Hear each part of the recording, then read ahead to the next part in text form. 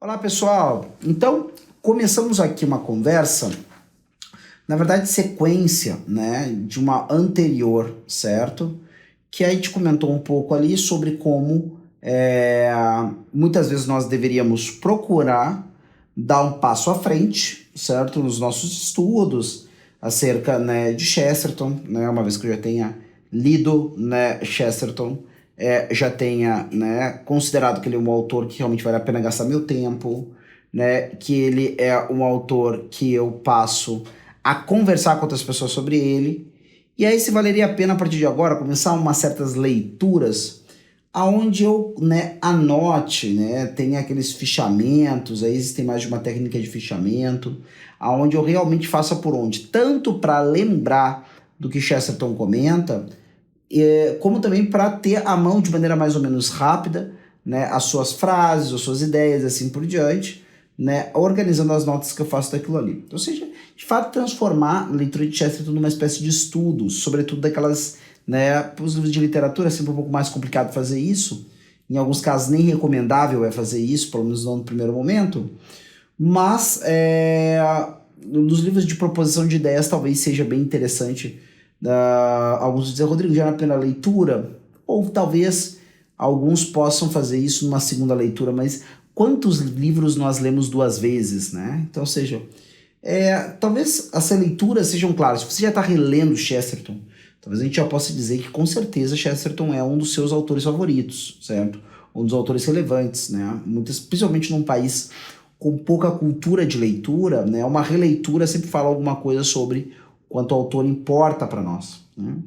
Então falávamos sobre isso, né? Se você não viu, né, esse vídeo, né, não viu essa conversa, você pode procurar, está aqui na nossa página na Sociedade Chesterton Brasil.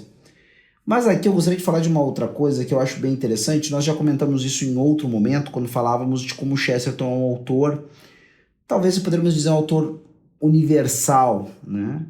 Esse autor que através, né, da leitura dele eu tenho portas abertas para muitos temas e para questões relevantes. Mas existe uma coisa que vai além, na verdade, né, da mera relevância do Chesterton como autor, tá? Mas que é, em algum grau, a integração do Chesterton com uma série de outros autores, tá?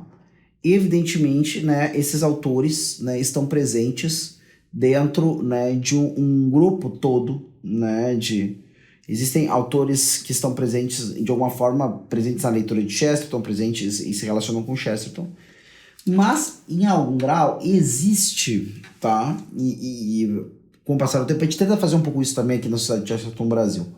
Existe um grupo de autores que são correligionários, são contemporâneos de Chesterton, né? E aí a gente pode citar alguns, talvez não contemporâneos propriamente, mas que estão em período de formação, estão, né, entrando na opinião pública inglesa, quando Chesterton ainda está lá, né, ou não fazendo muito tempo que ele deixou esse ambiente, né? Então nisso, hoje, muitos deles muito populares, C.S. Lewis, Tolkien, Dorothy L. Sayers, né, cada vez mais os esforços de publicar as obras dela aqui no Brasil, mais uma editora está publicando Dorothy L. Sayers, e assim por diante, certo? E essa integração de estudos pode gerar em nós, né, a possibilidade de eu começar não só a ler com qualidade o próprio Chesterton, mas começar a perceber o campo de influência de Chesterton, tá? Isso é bem interessante. Então, esse é sobretudo um vídeo sugestão, né? Uma conversa sugestão sobre para onde também podem rumar os nossos estudos quando nós lemos Chesterton, né? Porque, de fato, ele pode se tornar para nós uma figura, né, vamos dizer assim, catalisadora, né? Uma figura de coalizão, né, entre uma multiplicidade de autores, certo? Então, pode se tornar uma possibilidade dos meus estudos em relação a Chesterton, a influência dele dentro de um determinado grupo de autores. Claro que esses autores que nós comentamos agora aqui, né, que são, né, a geração seguinte a Chesterton, em algum grau conviveram com ele, assim por diante. Mas eu posso também olhar, mesmo no contexto, sei lá, no contexto nacional, que Brasil, tá? Eu posso querer olhar para que tipo de influência houve, né, em certos autores de ideias que também estão presentes em Chesterton. Porque complica. Às vezes a gente fala assim, as influências e papapá, né? E aí nós queremos que tenha alguma obra do autor, relato biográfico, ou até mesmo a forma como ele cita em algum ensaio assim. Então nós queremos encontrar lá a citação do Chesterton e assim por diante. E é evidente, necessariamente não é o que vai acontecer sempre. Mas eu começo algumas leituras e essas leituras às vezes me mostram que existe, né, no mínimo uma comunhão de pensamento entre o autor que eu leio e o pensamento de Chesterton, né? Então esse é o primeiro ponto. Não é nenhum absurdo, né, eu tratar a abordagem do Chesterton como forma, né, de reunir, né, no mesmo grupo de estudos, né, um autor ou mais autores, certo? Que eu vejo claramente estão alinhados com o pensamento, né, do Chesterton. Ou então eu poderia fazer o reverso da medalha, né? Eu poderia pegar e procurar ver quais são os autores que estão, né, coadunados, estão mais ou menos alinhados com aqueles que debatiam frequentemente com Chesterton, né? Bernard Shaw, né, H.G. Wells e assim por diante, né? Para falar de uns, são os famosos que chegaram até nós, mas havia uma série de debatedores que se confrontavam com Chesterton no período, né, vamos dizer assim, né, do auge ou o período que ele esteve ali, né, discutindo muitas ideias no meio da sociedade inglesa. Né? Então, na verdade, o que eu tenho proposto aqui, porque isso é algo até que algumas pessoas talvez não percebam, Chesterton é um grande, vou chamar assim, tá? Ele não é nenhum parteiro de ideias, né? Ele é um escavador, né, de conceitos, assim. Então ele vai lá e, a partir da sua leitura, cabedal enorme, isso é um exemplo para nós, certo? O seu cabedal enorme de leituras, né, de obras poéticas, de cultura, né, num geral, que existe nele, eles eram encomendados que falasse de um tema para não para um tratado filosófico, nem para um artigo científico, nada disso. Um tema para um artigo de jornal.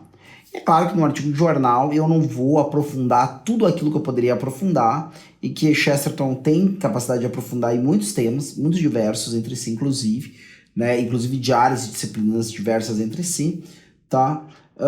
Eu não vou ter, né, como aprofundar, Chesterton não tinha como aprofundar no artigo de jornal ideias que tinham muitíssimas implicações filosóficas ou mesmo teológicas, né? Então eu posso perfeitamente, a partir desse olhar, de que o Chesterton lançou ali, né, uma provocação, lançou ali uma ideia, lançou ali, né, uma afirmativa, eu posso perfeitamente procurar entender qual é que é o sentido filosófico, teológico, de outra disciplina daquela afirmativa. Eu acredito em uma implicação dentro, né, daquela fala do Chesterton que vai acabar se refletindo em algum campo do conhecimento, ou campo do conhecimento que eu no caso, acabo, né, por me dedicar. Por que eu digo isso? Existem, né, possibilidades eu vou dar um exemplo, né, bem simples. Muitas vezes, né, a abordagem entre filosofia, teologia e artes passam, né, por determinados conceitos, muitos ou sempre, sobre o que é a arte, o que é a beleza, né, e se a beleza é por si o objeto, né, de esforço e produção da arte, né? Então eu tenho esse quadro diante de mim. Algumas pessoas trabalham, por exemplo, a questão da teologia e literatura a partir de um determinado ponto de vista. E muitas vezes eu percebi que o Chesterton propunha na crítica literária dele, que era uma crítica integrada, né? A crítica literária do Chesterton integra, né, na minha opinião, né, nada humilde às vezes, mas tudo bem, né, muitas vezes ele integra a questão da síntese vital do sujeito criticado, ele integra a implicação daquela obra naquela síntese vital, né, e ele integra os dramas do Chesterton, os dramas pessoais do Chesterton, a busca pessoal do Chesterton por verdade, por beleza e por sentido, certo? E como ele encontrou isso nos autores criticados ou não encontrou, tá? E aí quando eu olho para isso, eu percebo que o Chesterton é no mínimo, para jogar por baixo, um caminho possível para o estabelecimento de uma crítica literária que também junte todas essas coisas. Junte o rigor de quem lê e conhece a obra, né? Junte ao mesmo tempo, certo? Essa capacidade, né, de interpretação e conexão das coisas e junte uma síntese vital relacionado à leitura daquela obra e assim por diante. Então a gente tem essa possibilidade. Aí, claro, o Rodrigo, se olha para esse aspecto da crítica literária e olha somente para o Chesterton, às vezes sente faltar o quê? Teoria. Eu vejo muita prática da crítica literária, né? Ideias muito interessantes. Falta um pouco de teoria. E aí, quem é o cara que talvez pudesse dialogar comigo em relação a isso? E que me vem à mente em vários momentos é a figura do Northrop Frye. Por quê? Porque Northrop Frye é um cara que, né, gastou muita tinta, né, e acredito também que muitas aulas, né, considero muitas aulas, então, ou seja, muita tinta e muita saliva, em tornar conhecido as implicações imagéticas, simbólicas, né, as aplicabilidades que haviam na literatura inglesa, principalmente a partir do século XVII em diante, né, da Sagrada Escritura, dos temas que estão presentes na Sagrada Escritura, certo? E de que tanto o mito, né, como, né, aquilo que é, né, propriamente o escrito sagrado, né, tem, né, uma implicação de realidade muito grande, que está presente em toda a grande literatura ocidental, em especial aquela que era o recorte dele, que era a literatura inglesa a partir do século XVII, certo? Então, assim, eu pego as intuições da prática da crítica literária de Dickens e talvez eu consiga compreendê-la melhor a partir do estudo de Northrop Frye e talvez de outros autores que dialogam com Frye, como Tzvetan Todorov e assim por diante. Vocês percebam que o Chesterton pode perfeitamente iniciar dentro da minha vida intelectual uma ideia, uma hipótese, né, explicá-la em algum grau, mas eu, né, para ser um estudioso, um chestertoniano, se vai chamar assim, não preciso de maneira alguma me limitar ao Chesterton, né, mas eu posso procurar e perceber se existem outros autores, né, que me parecem razoáveis, que de alguma forma também advoguem ou advoguem na direção de Chesterton ia, alguma ideia, algum conceito e assim por diante. E esses aí sendo sim esses mais teóricos, mais preocupados com a teoria, né? Agora eu citei duas figuras que são, né, acadêmicos típicos, né, Todorov e o Northrop Frye, né? No caso do Frye, né, um sujeito inigualável, ou não, se não inigualável, um sujeito muito importante dentro do âmbito da academia canadense, né, e assim por diante, tá? Eu tenho esses caras diante de mim e eu posso dar sequência, né, compreender, né, melhor, tá? Até mesmo as implicações, novamente, dessas coisas, né, de apreender o texto, né, e de fazer síntese literária, síntese vital com ele.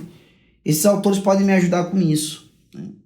Então, assim, hoje em dia, em grande parte, existem muitos temas que Chesterton, de alguma forma, lança luzes ou dá os pontapés iniciais, porque isso aqui é coisa importante, vamos prestar atenção nisso aqui, certo? Mas, por N motivos, por uma vida intensa, por muitas obrigações, por uma série de coisas, ele não desenvolveu toda uma teoria em torno daquilo ali.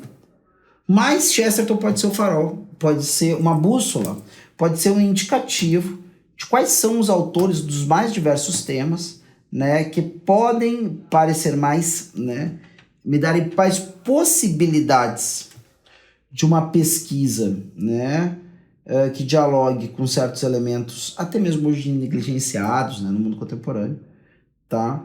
Chesterton pode me dar uma pista, tá, de o que está mais ou menos presente, né, em autores intelectuais que dialogam com ele.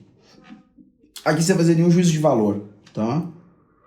Mas se eu confio na leitura de mundo do Chesterton, né, saber que este ou aquele intelectual dialoga com a visão de mundo de Chesterton já é um meio caminho andado para eu, né, ter mais um incentivo para conhecer o pensamento daquele intelectual e talvez eu descubra ali, na verdade, alguém integrado e alguém que me ajude, então, a, né, dar uma base cada vez mais sólida para aquelas realidades que o Chesterton quase intuitivamente propõe em muitos dos seus livros, né? É claro que tem coisas que não tem nada de intuitivo. Por exemplo, né, o Verdadeiro Triunfo, que foi a biografia de Santo Tomás de Aquino, Chesterton escreveu, claro, mediante, né, primeiramente, a questão de uma experiência com a biografia, né, com a humanidade, né, com vários indivíduos humanos. Então ele tem ali, né, a possibilidade de descrever algumas coisas, né, mais ou menos, porque todas as outras pessoas, né, passam mais ou menos por aqueles dramas, certo?